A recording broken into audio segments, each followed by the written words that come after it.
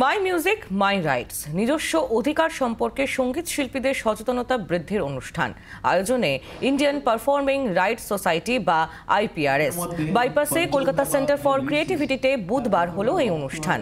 যোগ দেন জিৎ গঙ্গোপাধ্যায়, সিদ্ধার্থ শঙ্কর রায় ওরফে সিধু সহ একাধিক নামি দামি ব্যক্তিত্ব।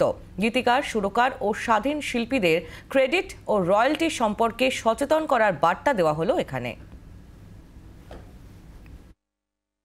নিজের কম্পোজাররা তাদের রাইটস বুঝে নিক, এইটা কোনোদিন এটা কিন্তু এর আগে কোনোদিন কলকাতা হয়নি।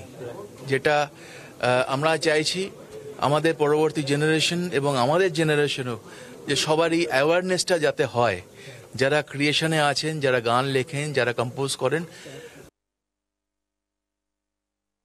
এই সময়ের যারা ইয়াং ছেলে মেয়ে যারা আর্টিস্ট হবে বলে মনে করছে, যারা নিজেরা গান বানাচ্ছে, নিজেরা গান রেকর্ড করছে, তারা কি করে ডিজিটাল প্ল্যাটফর্মটাকে ইউজ করে এগিয়ে আসতে পারে সেই ব্যাপারে কিন্তু একাধিক সেশন ছিল আজকে।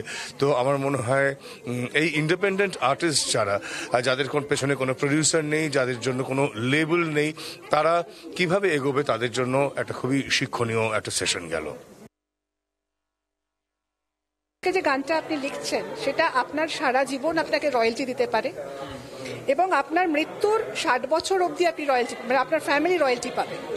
তো সেই কনসেপ্টটা থেকে আমরা এবছর লঞ্চ করেছি মাই মিউজিক মাই রাইটস, যেখানে আমরা ভারতের বিভিন্ন প্রান্তে আমরা পৌঁছে যাচ্ছি to talk to all young creators, all new creators and established creators. আপনি বললে বিশ্বাস করবেন না, যারা অনেক বছর ইন্ডাস্ট্রিতে কাজ করছে তারাও কিন্তু এইসব ব্যাপারে অ্যাওয়্যার নয়।